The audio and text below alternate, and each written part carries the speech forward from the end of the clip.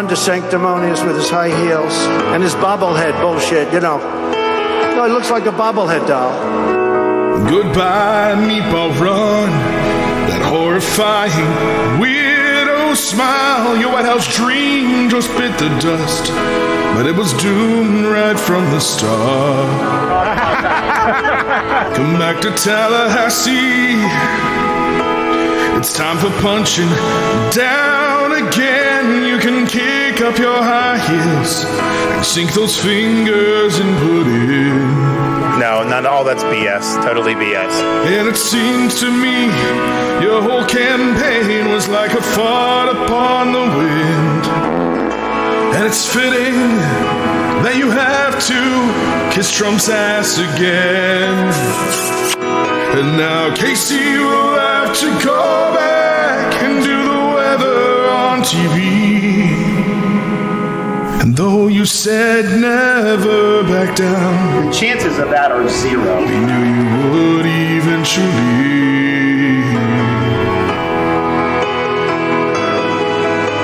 Your wretched, whiny, toddler voice now falls upon deaf ears. Although you're probably vain and dumb enough to try again in 4 years. The last thing we need to do is to monkey this up. Well, Roy, or your boy Meatball Ron is out. No. Do not curse me like that. He is not my boy. Thank you very much. Let me tell you that right now in front of this camera. He is not my boy. So one of the two Matts here at Matt O'Lark and I had a bet, but we couldn't remember what the bet is on. First, it was whether or not Ron DeSantis would enter the race at all, which I clearly won. And then I think we went double or nothing on how long he would last in the primary, and he lost that bet as well. We just couldn't remember what the bet was exactly. So I've got an idea that DraftKings should have like a gentleman's bet kind of section of the app where you can memorialize, for entertainment purposes only, you can memorialize the bets that you make with friends so that you don't forget what the terms are and what the expiration date is and everything. So I'm going to patent that immediately. No woman that idea, Billy. Tim Miller is a political consultant, a writer at large at thebulwark.com, co-host of the Next Level podcast, and the author of the best-selling book, Why We Did It, a travelogue from the Republican road to hell. He was previously political director for Republican Voters Against Trump and communications director for then Florida Governor Jeb Bush's 2016 presidential campaign. Please clap. Which went about as well as the current Florida governor's presidential campaign. Actually, to be fair, Tim, it did not. Jeb made it through South Carolina, as I recall. Thank you. So it did not go quite that poorly. But I don't know. Did you have some bets with friends, too, about how long Ron was going to the last in the primary? And did you win, or who won?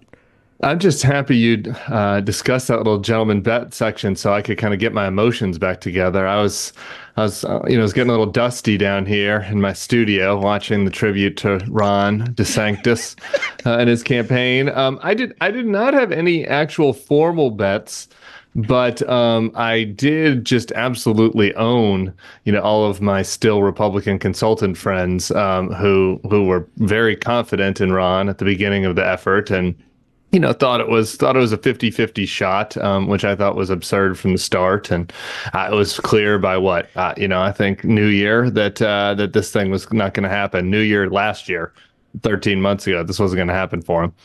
So what happened here? I mean, in addition to all the political faux pas in this race, why did he stay in so long? Is this just the classic consultant cowboys, like political grifter class? You're so smart, you're so handsome, you're so tall.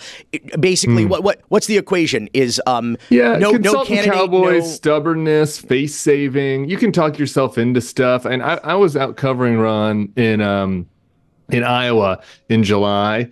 And I took a photo of his event. It was one of the saddest events he'd been to. There were like 12 people there. And I did kind of feel a little bit bad about this because Donald Trump ended up using my photo in one of his press releases later. And I was like, I don't want to accidentally be helping Donald Trump here. But it was really sad seeing Ron awkwardly try to talk to the 12 people at this little kind of diner type vibe thing in Iowa. And at the time, I talked to a couple of the Super PAC guys, who were standing around. There were more staffers there than people. And I was like, what are you doing? Like, what is happening here? And they were, at the time, saying, we don't really know what's going to happen with all these Trump investigations, right? Like, it's helping him now, but over the long term, maybe that'll change. Maybe voters will change their mind once the fourth indictment happens. Maybe he'll actually have an ankle bracelet on and we'll be able to get some delegates. So I think that was in the back of their head for a while. And then I think there's a face-saving ego element after a while of not wanting to drop out before Iowa.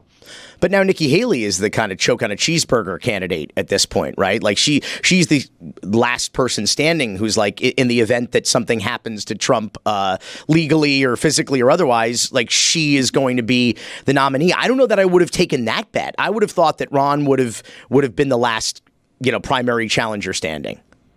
Yeah, well, I think that part of the reason for that is that, as you alluded to in the beautiful music video, that Ron thinks that he has a chance for 2028 still. Hey. I find that preposterous based on his candidate skills, though I will say, I don't know if you've noticed, he's had a couple of borderline human social media posts in the last week.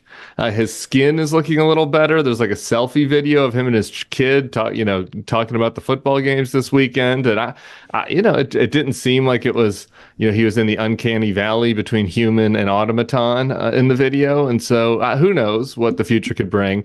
Nikki is just not look, the party is MAGA now. Like the party from my era when I was a Republican consultant in the aughts and the early 2010s is just gone. The Republican voters are not interested in any voter in any politician that kind of smells like George Bush, that feels like that they're from the George Bush era. They do not want someone that's going to even talk about compassionate conservatism, whether or not they live up to it. Like they want MAGA. They want full MAGA. And if Trump chokes on a cheeseburger, fingers crossed, they're going to find somebody else that's full MAGA. And I think Nikki recognizes that. And so she has a little bit more room to kind of do a kamikaze, who knows, let's give this a shot campaign, because the party's not coming back to her in 4 years.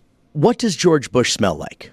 No, I'm just kidding. You don't have to answer that. Well, paint, hot dogs, chewing tobacco, paint, war crimes, the usual. Yeah. So let me ask you this though: where is Jeb? ¿Dónde está Jeb? Why he showed up to I think DeSantis' announcement? Why wasn't he more vocal in his support? For the reason I just laid out, I don't think that Jeb helps DeSantis having him on board, at least in a primary setting. One of my co-hosts on the Bulwork podcast used to tease me and said, if you mark the time that Jeb quasi-endorsed DeSantis and look at his poll chart from there, it was all downhill from that endorsement. So I don't really blame it on Jeb, but I think that he recognizes that the voters are ready to move on from the Bush party. The literal answer to your question is it's his 50th anniversary coming up soon, which he'll be celebrating in Mexico. We were emailing about that the other day. And, I think he's in high spirits. He's golfing. He's going to yoga. He's hanging out with Kalumba. His life is pretty good. He doesn't have to pretend like, he needs to suck up to Donald Trump to have a future like these other assholes. Please clap. So thank you. I do, on that same note, though, I understand why the electeds have to, kiss Trump's ring and the MAGA grifters. The MAGA grifters, make a living from it. But what about the people outside of the government? Where are some of these more establishment, old school conservatives? So we hear from, of all people, Dick Cheney every once in a while who speaks out against them. But and I guess we're kind of waiting for Mattis and, Kelly and Tillerson, maybe some of those people who served Trump and know better. But are we going to, this election cycle, are we going to hear from some former real conservatives or old school GOP people going what the hell are we doing? Yeah. That is a totally fair critique and one that I share for this primary. And I've been fucking ranting about it for weeks now, months.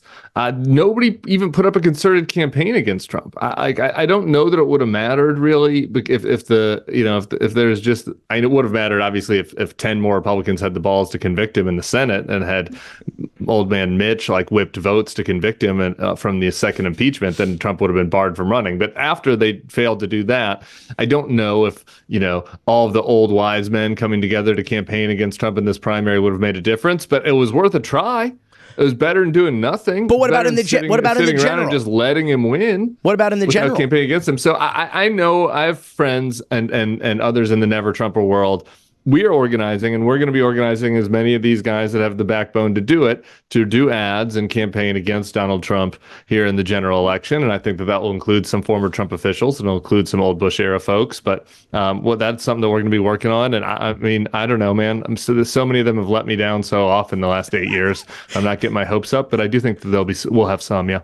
Made an interesting point earlier, made several interesting points. The one I wanted to circle back to was about the idea that DeSantis thought he was going to run as like the Trump, but with policy chops, as if the Republican base in a primary gives a shit about policy chops. Because when you think about it, agree or disagree with what it is that DeSantis has done here in the state of Florida, a lot of it is the Jeb Bush blueprint. I mean, the quarter-century effort to destroy the public school system, develop Christian madrasas here in Florida, Magatov, he has achieved much of that extraordinary vision. And even some of the culture war shit goes back to Terry Schiavo, which was, I think, one of the most embarrassing moments in the history of the state, certainly in the political career of Jeb Bush. But the idea that Republicans were looking for someone to make a case for conservatism or make a case for I actually can achieve these policy ends when you go to a Trump rally and they can't tell you what policies they agreed or liked about the first Trump administration, right? I mean, it's all just grievance. Yeah, two things. Well, I totally agree with your political analysis. I guess I'll say that first about what the MAGA voters want. It is positional, it's cultural, it's owning the libs, it's who's going to be the big middle finger against all the people that I hate, whether that's elites or Democrats or gay teachers or immigrants or Disney, whoever it is this week on Fox that people are mad at. They want somebody that can best channel that anger and grievance. And DeSantis is like lame attempt to try to do that, through policy obviously wasn't going to work. Because Trump is the visceral middle finger that these people have. So, and look, I think that, this was the interesting thing about the DeSantis and Jeb dynamic. If we're just being serious about their policy, like behind the scenes, like the DeSantis that was not on Fox News did have a lot of similarities with Jeb, and that included some of the more conservative policies you laid out, like education. It also included DeSantis wasn't horrible, and Everglades stuff and other environmental stuff, just like Jeb wasn't. It wasn't the thing that he led with when pitching himself. The big difference between the two of them was DeSantis tried to do the performative MAGA crap. You never would have had Jeb send some immigrant on a plane to Martha's Vineyard to piss off the librarian or whatever, to try to trigger the librarian. I mean, that was really how DeSantis just tried to distinguish himself, and he just wasn't very good at it. And he just came off as being cruel. And Trump, as cruel as he is, has kind of this, whatever, people find him funny. And he can do it with a little bit of a wink. And DeSantis is not capable of doing that and I think that is a big part of the reason why he ended up just not wearing well with the MAGA voter. Yeah, it's a cult of personality. You're not going to win in that kind of primary. Last question before we go. You're a comms guy, political consultant. The strategy that DeSantis had in this primary of, we know Trump's going to punch down. That's what he does. But then DeSantis punching down. How are you going to win? You're not going to win that fight. But you made a point earlier about Ron DeSantis apparently has taken over his own Twitter account, and there's this dark DeSantis character now that's actually I'm wondering, as a comms guy, where the hell was this guy? We're showing, for those listening, we're showing a tweet right now where Politico was reporting that some Florida Republicans want taxpayers to pay Trump's legal bills. And this was a bill introduced by Ileana Garcia, a woman who only won in Miami because of actually legitimate election fraud, someone who was actually charged over this. And so she files this bill. Jimmy Patronis supports it. And Politico runs this. It's some Florida Republicans want to spend $5 million to help defend Donald Trump and pay his legal bills. And Ron DeSantis retweets this with a subtweet, but not the Florida Republican who wields the veto pen. I mean, badass. I mean, like, it's pretty good. What's that headline? When the worst person you know makes a good point, kind of thing? Like, right. Yeah, like, pretty good, Meatball. Where was this? I agree. Look, I said this from the start. I was bullish on DeSantis for about a month in November of 2022. And the theory of the case, I had a lot of reporters called me and they said, I know you hate Ron DeSantis. Don't say all the shit that he did that was noxious. I've never liked him. But like, what advice would you give him if he called you? And after the midterms, I said, look, I think that he should immediately start the campaign right now. Donald Trump is a loser. Donald Trump is a weakling. I can actually give you all the MAGA shit that you like and actually get it done. And that's the whole campaign. Like, he didn't have to be TDM, he didn't have to go after Trump on everything like some of us who are never Trumpers do. But it's a simple message. Trump is a loser. Trump's stealing from you, right? With this money, like Trump's asking you for money to pay for his legal bills. He's a criminal and he's a loser, and we can give you all the MAGA stuff you want without him. Instead of that, he decided to have that Florida legislative session where it's like, I'm going to get to Trump's right on culture war issues and attack Disney and do don't say gay all the way into junior college instead of just kindergarten and all the other crazy culture war shit that he did. And that was just a fundamental mistake. And I don't know that it probably might not have mattered if the party's a cult of personality, but he at least would have been in the ball game if we had that kind of dark Ron from day one. You're goddamn right, Meatball. Roy, I think you were also all in for DeSantis for a couple months in there as well, like Tim was, weren't you? 1 month for me. 1 month. What? No. All right. Roy. Not all in, man. Don't give me that face, Roy. I wasn't I'm all not in. even 10% I thought maybe you had a into him. chance. No, Nobody's listening. See? Oh, that's BS. No, totally BS. Tim Miller, thebulwark.com. Thanks so much for being here. Thanks, Billy. Yeah. Roy is a Brightline train just cruising along. I pitched the head of Brightline. This was my favorite pitch I ever did on a story. They came in a couple years ago and they were trying to do a goodwill tour. And I said, and I'm sitting with them in the conference room, their head of PR, the head of the thing, some guy with an Irish name. He's actually Irish. I can't remember it now. And they were trying to do some promotion. And I said, I got an idea. I'd like to pitch you a story. And he went, sure, go ahead.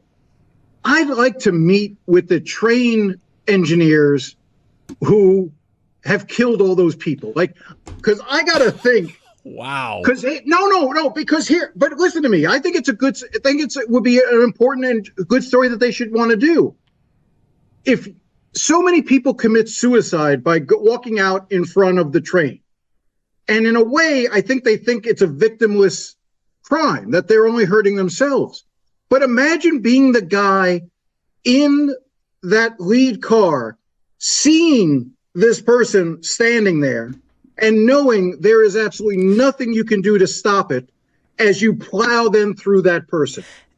That's got the psychological toll on that. And that's been going on for years. Yeah. And I just thought that if you brought that out, if you had that moment where an engineer was willing to speak about the pain that caused, it might inure differently to how it affects people. And he just looked at me and he went, we'll get back to you. And then I never heard from them again. There are serial killers with fewer bodies than train conductors of the Brightline, which for those of you who don't know, Brightline per square mile is the deadliest train in the United States of America and possibly the world. But Jim, I don't know if I'm out of place here or out of line, but Jeremy on the show has been on he commutes with the Brightline every day, and he has been on the train when it's hit someone. And as a passenger, he said it's extremely traumatizing.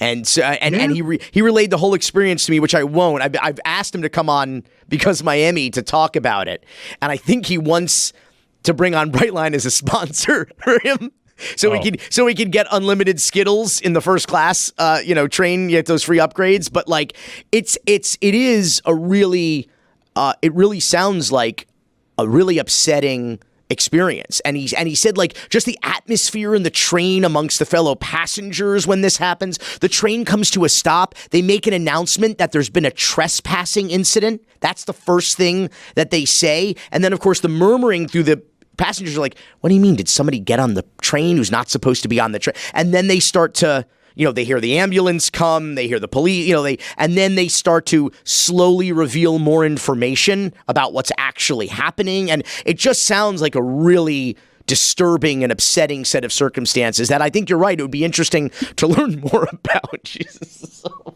but yeah, I pitched that and the guy just looked at me. The PR guy was amazed. But here's the one thing that we can take away from this. At least the SkyTrain at the airport hasn't killed anybody because it's not moving. Yes. How's that for a segue? Wow. Yeah, it still might kill people, even though it's stationary. Great. Well, it almost did. I mean, the thing was literally cracking apart. Great segue. Run the clip. So then I started looking around and I noticed other escalators were broken and elevators were out of service and the moving walkways were down. So I sent out a tweet saying, is Miami International Airport the worst run airport in America? Now, after my tweets, Miami-Dade Mayor Daniela Levine Cava held a press conference, which I'm told was in the works before I caused a stir. And the mayor seemed really eager to make that point at the start of her press conference. I want to be very clear. We are not here today because of a few tweets. We are not here because of a couple of escalators or elevators. We're here because I have prioritized deferred maintenance since day one. Okay, that's all well and good. CBS Miami investigative reporter and the host of its popular Sunday morning political show Facing South Florida, Jim DeFede is here. And to answer your question, is Miami International Airport the worst run airport in the country? Yes. When I say that Miami has third world government and fourth world infrastructure, nothing embodies that statement quite like MIA. This is one of the most vital pieces of infrastructure in the community. It is the heartbeat of the entire economy.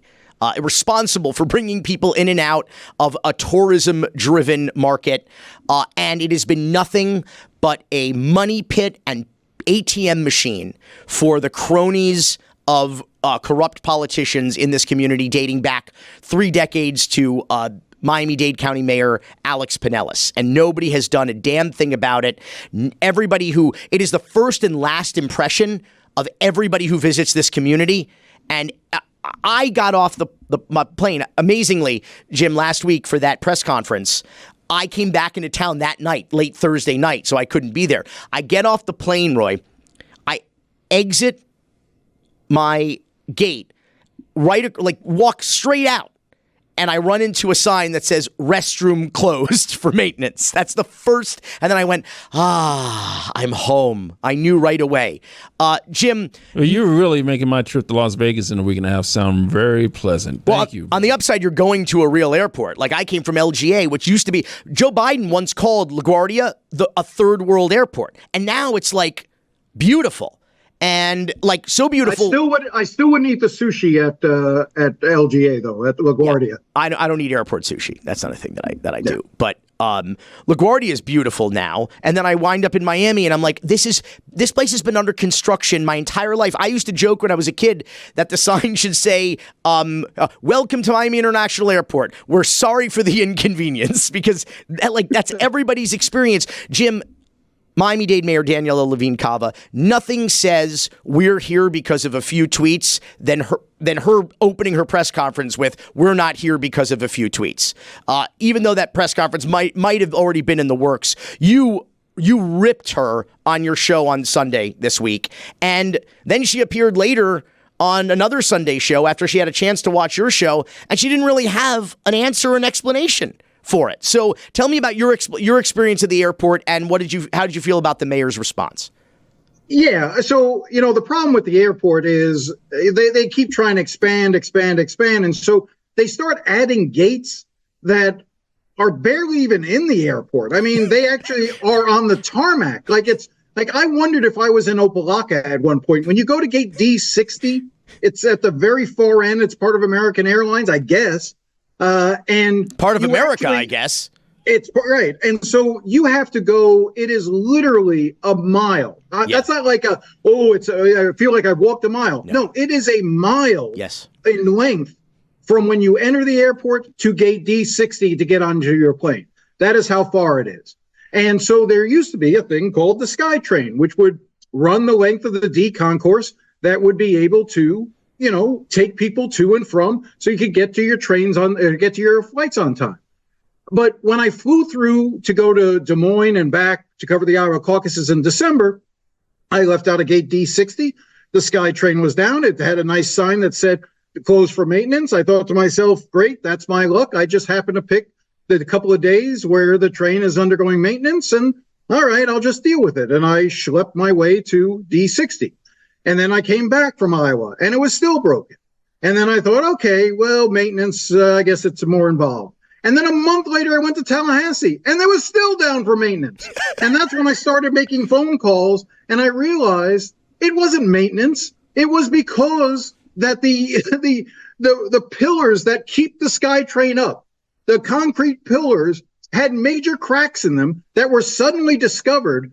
First a few cracks, then they sent inspectors along the length of the entire thing and discovered a lot more cracks. And then they realized we got to shut this thing down before it collapses and kills somebody. And so that's when they created these signs that said down for maintenance. Now, I don't know about you, but to me, when something is at the verge of killing people because it's so unsafe, that's not maintenance. That's a major structural issue. And my problem was that it went down in September.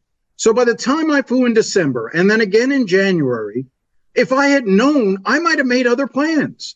But the public was never made aware of what exactly these problems were. And in going to your point about Danielle Levine Cava, the problem that I have with her press conference, look, I think it's good that she's now focused on doing the type of maintenance that needs to be done. That she's investing the money to improve the airport. I'm fine with all that.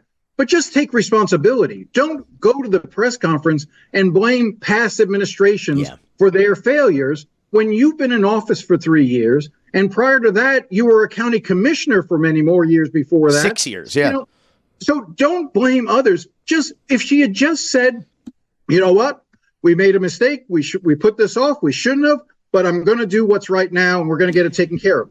That would have been the end of it. But by blaming the past, by blaming others and not taking the responsibility on herself, then she opened herself up to criticism. And now you got a guy like the former county mayor, Congressman Carlos Jimenez, who, let's face it, isn't exactly the cheeriest guy in the world, but you suddenly cede him the high ground so that he gets to come on and yell, well, it wasn't my fault, and she's been in office for 3 years. Why isn't she doing it? And now you got a feud and nothing good is accomplished from any of them.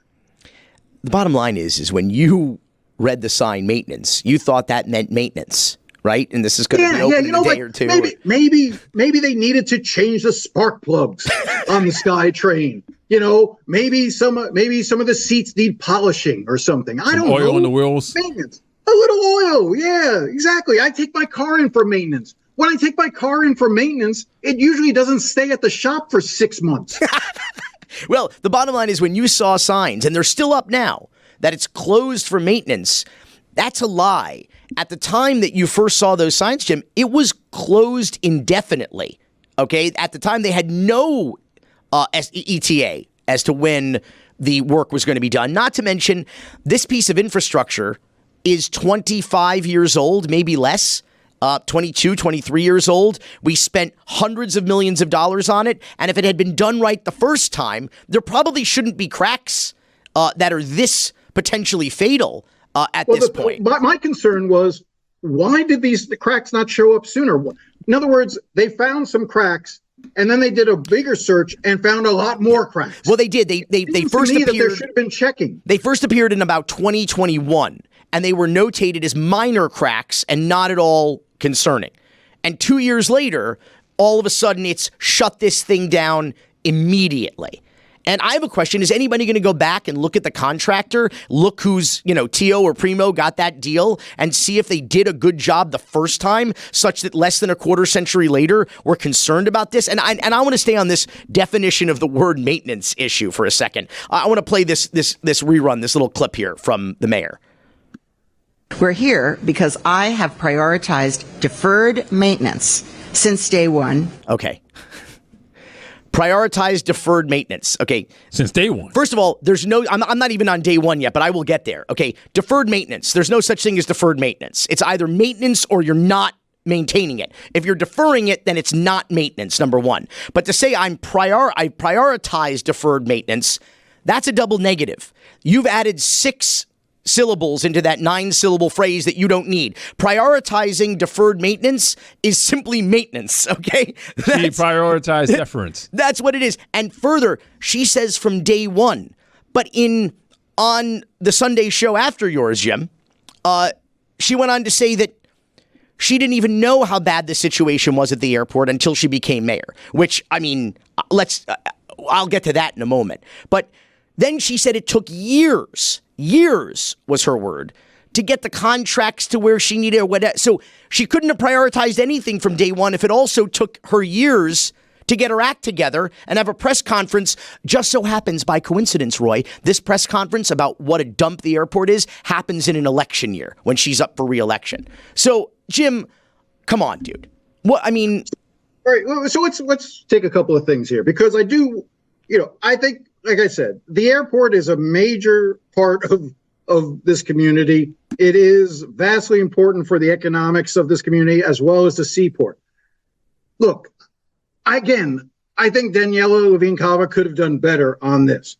But one of the fears that I do have, and I've told this to you in our conversations, I don't want this to be a pretext for Tallahassee and Governor DeSantis to swoop in and say, we're going to take the airport and seaport away from Dade County control and create an unelected board that DeSantis donors will get to sit on to oversee the airport. Why not? Why not, Jim? Are they going to do worse? I understand. They could very well do worse. The governor wants to hijack our multi-billion-dollar revenue-generating airport. So some of those kickbacks will go to him instead of our local officials and the port. But this is vital infrastructure. Could he do? And he wants to hijack it like he did Disney and the Reedy Creek Improvement District, and of course the Miami-Dade Expressway Authority. Will they do so much worse than Miami-Dade County has done over the last 30 years? I have a basic problem with taking away local control from local elected officials who, while we have a terrible ability to hold them accountable because people refuse to vote, it still is an opportunity to hold them accountable. Whereas if you only have a board that is overseen by appointees by the governor, who are often in other airport authorities that he's appointed to, major campaign donors, then there is no accountability. They're only accountable to the governor that they serve, as opposed to at least there's the possibility of forcing a mayor like Danielle Levine Cava to hold a press conference and in an election year worry enough about the airport to actually do something about it.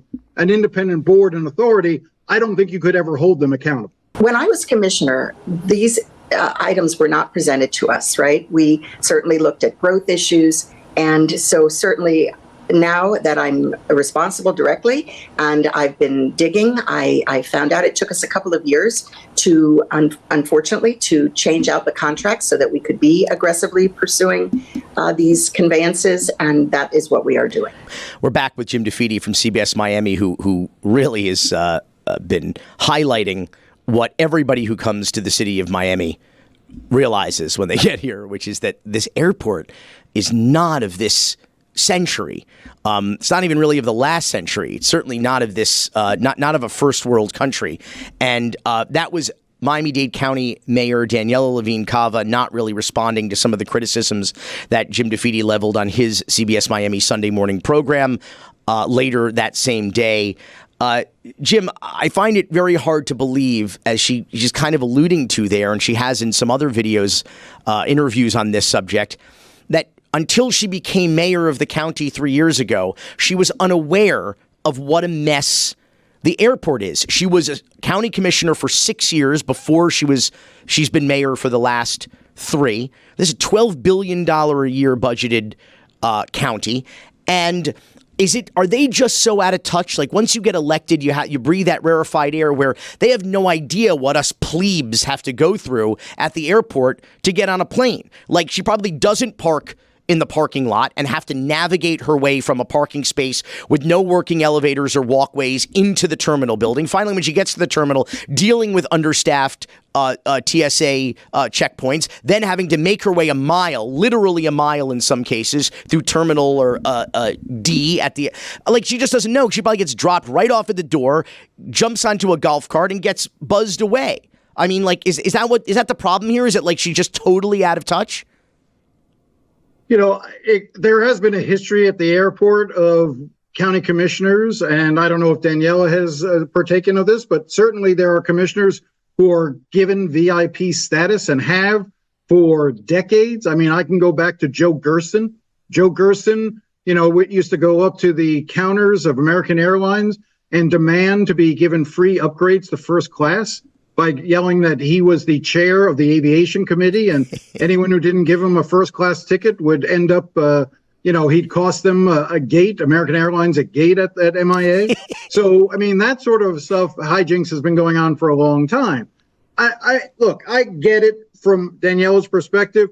You know, if there's a problem with a contract, if there's a problem with a certain issue at the airport, you know, you hope to be brought in. But to your larger point, you're right. Anyone who's spent any time at that airport walking through it knows that it's not great, you know, and that especially if you travel as much as the mayor does, you know, when you go to other cities and you see their airports and you compare it to ours, I think you get that feeling. And you experienced women crying at the airport and people. Yeah. What was your experience that you sent out that mean tweet, Jim? So I was at the far-flung gate D60, and you know, I was there with my photographer. We were coming back from Des Moines. He had a bunch of gear, and the prospect of us actually walking the mile did not seem great. So we actually waited for one of the golf cart trolleys that are supposed to be running up and down the airport, you know, to take people through to come by. We waited, you know, it took about 15, 20 minutes before one of the golf carts came by. And we, you know, my photographer, Leon, and I, we loaded up into the golf cart and we start going. And anyone who's ever taken one of these golf carts, it's a trip because the horn doesn't really work. So it mostly involves the guy driving the golf cart just going beep, beep, beep, beep, out of the way, beep, as they run up on the heels of people. Like beeping with his mouth, you mean? With his mouth. You know, he's saying beep, excuse me, beep, beep. And he's like, and people got iPads on and he gets right up behind them, you know, and just goes beep, beep, you know, and these people turn and scatter. And at one point, you know, this poor, in this case, this was a woman at this time, was so clearly had not had a break, just hustling people up and back, that she turned to me and said, I have to go to the bathroom. And I was like, okay. She said, I'm going to stop. And she stopped at one of the restrooms that actually was working and left me and my photographer and several other people in the golf cart as she went in to use the bathroom. And we're just sort of sitting there, and people are walking by, and I couldn't help but just as somebody walked by, I just went beep, beep, you know, just because I thought that's what I was supposed to do, sitting in the golf cart. You had to commandeer that golf cart there, Jim. And we're going, and you know, there was a woman who literally almost jumped out in front of the golf cart, and then just what is this, the Brightline? No, started pleading. Pleading. Can you please take my mother to baggage claim? I can't get her there. It's too far. Oh, no. And so, you know, we loaded her mother up on the golf cart to get her. And it just sort of it felt like, you know, I was on the roof of the American embassy in Saigon as the last choppers were coming through. And this woman was saying, please take my mother. Please take my mother. Go on without me. And I end up helping the woman myself to baggage claim.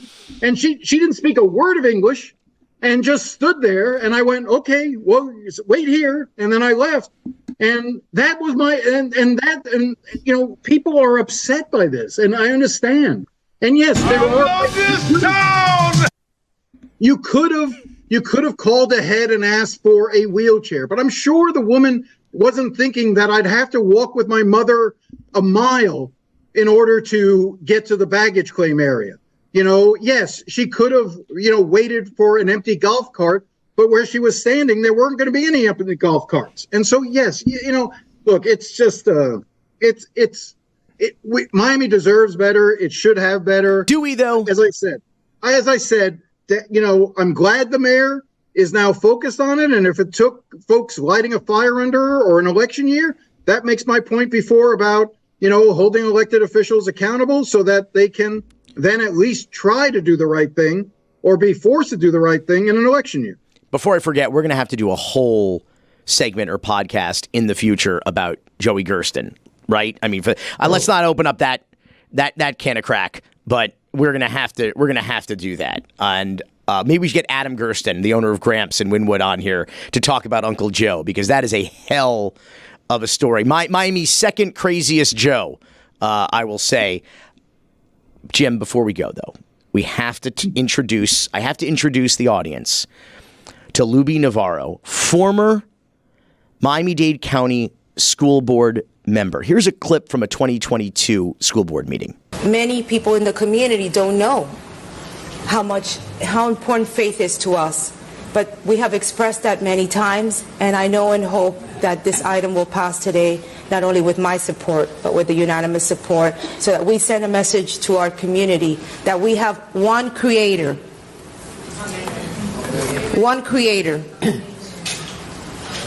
and that is God and Jesus Christ. Amen.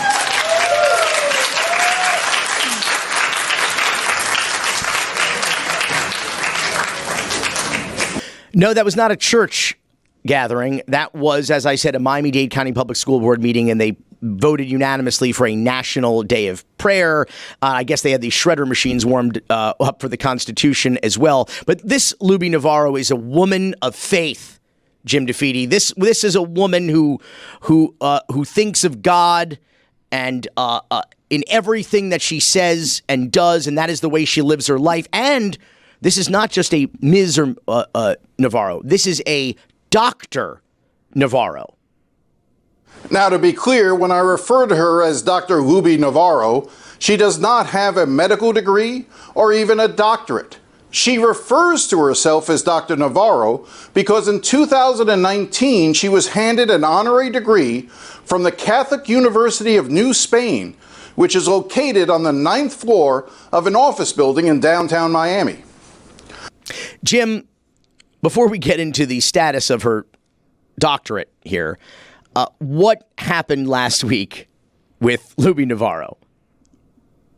Luby was arrested. Luby was arrested by the Miami-Dade State Attorney's Office accused of stealing $100,000 by running up bills on her school board issued credit card.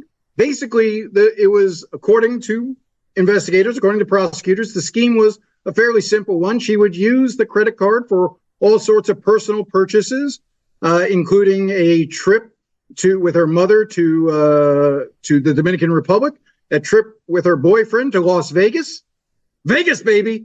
And then there was she would also use the credit card to buy gift cards, about $40,000 or more than $40,000 in gift cards, which she could then use to either buy other items that she didn't want to have show up on the credit card, or she could give to friends and family members for them to use. So all total, it was about $100,000. Let's be clear, she denies the allegations, and her attorney, Ben Cuney, says that she will ultimately be exonerated. But right now, she is out on bond. She's wearing an ankle monitor, and yeah, she's she's not having a great week. Two things I want to add. Ben Cuney most recently represented another elected public official at trial, Joe Carollo, and lost $63.5 million verdict. So good luck to Luby and with her lawyer, Ben Cuney. But also, Roy, this is a very important detail. Things that Luby Navarro bought with her Miami-Dade County School Board credit card. She spent tens of thousands of dollars outfitting her now ex-boyfriend's Fort Lauderdale restaurant, like refrigeration units and various other pieces of, kitchen appliances and electronics, really to curry favor with him because she did not want to let this man go. How do I know? Because one of the other things she bought with her Miami-Dade County Public School Board credit card is from Amazon. She ordered multiple silicone false bellies because she was attempting, allegedly, prosecutors say, to fool this ex-boyfriend that she was pregnant with his baby so that he would not leave her. Real woman of God, this lady here. Real woman of God. That is absolutely. We have one creator. One. I don't care about the Jews or the Muslims or the Buddhists or anybody. We have one creator in Miami-Dade County Public Schools. And this woman, I think she worships the almighty dollar is what I think. But most important. Well, you also forgot. Detectives also say they found 2 electronic tracking devices that were duct taped under the wheel well of her boyfriend's car and under the front grill, so she could keep tabs on where he was going. Oh. This was a good relationship. She was not going to let this guy go. I hope he doesn't have any pet rabbits. That was I mean, Billy, you I don't know about you, but I expect more from a doctor of that. I mean, again, we don't know. She denies these allegations, but if they are true, it's very disappointing for someone who's a doctor. So, before we go, last minute. Update us on the status. What did the Catholic University of New Spain, located in an office building in downtown, right down the street here from the studio? What is the latest? I called the chancellor of the Catholic University of New Spain. Chancellor. And I informed him that one of his honorary doctoral recipients was accused of, and I outlined all the things that she's accused of. And he went, "Oh heavens, that's not good," and called me back about 20 minutes later to announce that they were stripping her of her honorary doctorate. No, she's not a doctor anymore. Well, you can call Luby Navarro a lot of things, and people have and will. But one thing you will not be able to call her in the future is Dr. Luby Navarro. Jim DeFede, CBS News. Jim, thanks so much for being here. Go to cbsmiami.com. Follow Jim's outstanding work. Watch him every Sunday morning. It's well worth it. And some of his fabulous documentaries are available online there, which we've talked about on this show. Jim, thank you so much. Thanks, Billy. Thanks, Roy. Madam Chair. Good morning. We would like to ask Mr. Corbin if he can represent, pursuant to the city code, how he's been paid to be here. And the things that he is alleging with regard to my husband that he is involved in personally, and Miss Denise Galvez back there, who went and found a guy to sue me and my husband in order for you to have a reason to come before the commission and ask for my job. The reason why I've lasted over 10 and a half years is because of my integrity. The reason why people like you get to bully me every day and I don't lose sleep over you is because you are a vile little man. You might have heard, Roy, a couple weeks ago I went to the City of Miami Commission meeting. Yeah, I just heard that. During public comment, and I spoke on an item regarding the termination of the city attorney, Tricky Vicky Mendez, who has been not only the enabler, but co-conspirator in much of the corruption that's been going on in the city. I refer to her as a mob lawyer, as a consigliere, as Tom Hagen, because she really has come up with outrageously unethical and unethical and wrong-headed legal justifications, just doing contortions with the law to try to justify a lot of the corruption that the city manager, the commissioners, the mayor have been participating in. And I will say she was not happy with what I had to say there. She, of course, was starts popping off with all sorts of nonsense. I'm not even getting paid to be here right now, let alone... Goddamn right you're not. Let alone... You're goddamn right, meatball. Let alone getting paid to attend a city commission meeting. I didn't even know that was a job or a thing you could get paid to do. But although I guess everybody else in the room is being paid. And the truly frustrating thing, in addition to all that shit in the middle about Denise Galvez, who's another woman who was at the meeting who spoke, who obviously pissed her off. Like, I have no idea what she's talking about, how I'm personally involved. When it is just absolute 100% bullshit. And, you know, the reason why she's been in that job for 10 and a half years, Roy, is not because of her integrity. It's, in fact, the exact opposite reason. She's been in that job for 10 and a half years because of omerta, because of compromat, mutually assured destruction. That's how a racketeering organization works. They all have enough dirt to destroy each other, so they circle the wagons and do each other's corrupt bidding and do whatever they can to protect the racketeering organization, lest they all wind up going up the river, which is, as you know, has been happening slowly but surely with the arrest of one city commissioner, Alex Diaz-Laportilla, for bribery, money laundering, and campaign finance crimes. We have a commissioner, of course, your boy, Joe Carollo. Not my boy.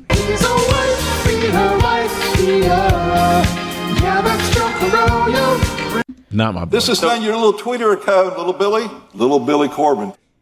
What I have is very small. What? Jesus Christ. He, of course, was, you know, the $63.5 million corruption judgment against him last summer for violating the First Amendment rights of business owners in Little Havana on Calle Ocho at the historic Ball and Chain nightclub and bar and restaurant. Of course, you have the mayor who, I think, according to Pulitzer Prize-winning reporter, Miami Herald reporter Sarah Blasky on this program, I think she has the count currently at 5 ongoing investigations at the local, state, and federal level into Miami Mayor Francis Suarez. And so I was a little tired of some of this bullshit, Roy. So yesterday, they have these, city commission meetings every 2 weeks on Thursday. And so yesterday, I went back to the city commission meeting wearing my vile little man t-shirt. Red, white, and blue lettering there. You're goddamn right, meatball. America. This is my She Persisted shirt. This is my version of that. You see, I'm like Uncle Luke. I'm a First Amendment avenger. You see. So here's what I had to say yesterday at the city commission meeting in front of the entire city commission and the city attorney. Good morning, Madam Chair. Good morning. Where was I? I want to start by addressing the city attorney's remarks at last meeting. I will attest or swear or whatever you want that I'm not being paid by anyone. I am not a lobbyist. In fact, I'm the only person up here right now who is not being paid to be here. And in fact, to be fair, none of you would be here if you weren't getting paid to be here, and I don't blame you. Esto es un arroz con mango. But what I want to see stop is the defamatory lies about people in this community and their motives and their activism.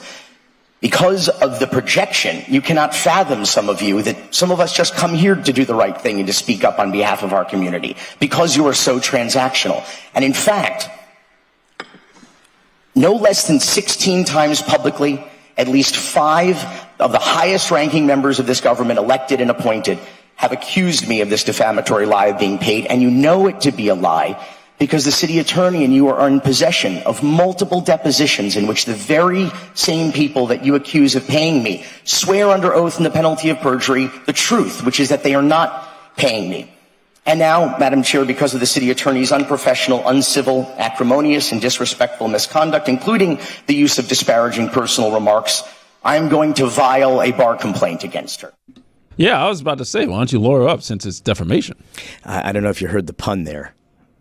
That I'm going to file a bar complaint against her. Yeah, I heard that. You know, you were letting it slide. I was going to let it slide. Yeah. Sativa is good for puns, and I am all out of sativa, obviously. Yeah. And I am. I'm going to file a bar complaint against Victoria Mendez, who, by the way, I buried the lead after she did that whole vile little man monologue. The city commission voted to terminate her contract effective June. So she's just sitting there. Nobody else was impressed with her performance either.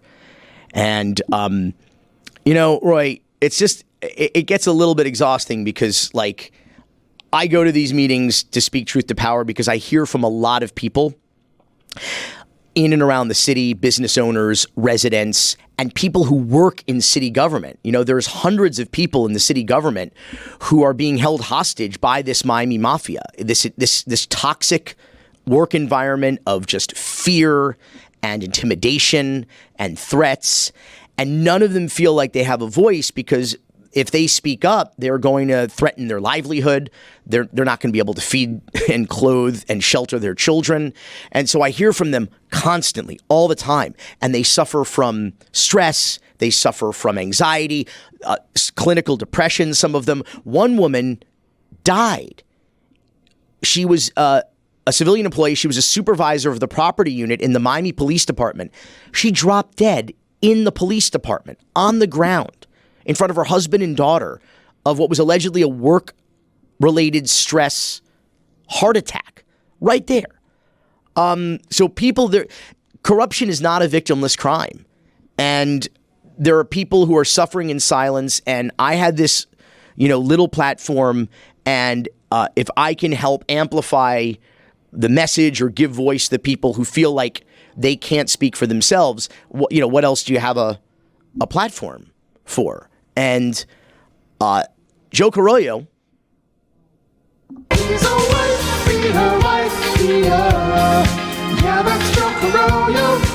has threatened me multiple times from the dais. Fortunately, part of the advantage that I have is I don't live in the city of Miami. I don't live in this mafia-controlled territory where it would be a damn shame if something would happen to your nice home or business. And he has actually threatened me from the dais where he said if Little Billy Corbin lived in the city, I would send code enforcement to his house to mess with him, which, by the way, is a violation of the charter. And now, Roy, the latest and the greatest, is the ball and chain guys who have 3 lawsuits going against the city and Joe Carollo. They have filed another lawsuit claiming that very charter violation, that Joe Carollo was found by a court of law, certified by a federal judge to have violated the Constitution of the United States and their First Amendment rights, that by the Citizens Bill of Rights in the City of Miami Charter, he should be immediately removed from office. And he may very well be in the upcoming months. And also what happened is Judge Rodney Smith in the federal trial that they got a $63.5 million judgment against Joe Carollo for corruption last summer. He executed a warrant, and as did the clerk of the federal courts in the Southern District of Florida. And that warrant, Roy, orders the U.S. Marshals to go to Joe Carollo's house, to his businesses, and seize all of his property. I mean property like his house, his underwear, his socks, any real estate, cars, boats. The seasoning in his cupboard. I think I'm going to wind up at some auction buying his mother's costume jewelry, and I'm going to show up to the next city commission meeting all blinged out like Walter fucking Mercado. I'm sorry, you're going to have to bleep that? Yes. All the cans of Goya beans. That is his full name. That is his full name, by the way, Walter F. Mercado. And I don't rejoice in what am I talking about? Yeah, you're rejoicing. This is Carollo Freud. This is like Schadenfreude, like 10x'd. You're doing backflips. And I will tell you, Roy, I'm going to leave you with this Miami moment with all of the news about the U.S. Marshals getting ready to come in and just We'll see you next week. Cocaines. Bad news for Miami Commissioner Joe Carollo. We are learning U.S. federal marshals have been directed to seize the assets of Miami Commissioner Joe Carollo. U.S. Marshals a confiscar efectivo, bienes y terrenos del comisionado de Miami, Joe Carollo. A federal court has directed a U.S. Marshal to seize cash, goods, and land from Carollo in order to enforce the more than $63 million judgment against him. Back in November, a federal court ordered the city of Miami to garnish the commissioner's wages. A judge is ordering 1/4 of every city paycheck from Carollo be taken to do so. Carollo was found liable last June, we'll remind you, after 2 business owners filed a lawsuit accusing the commissioner of trying to destroy their businesses as political retaliation. Bring the popcorn.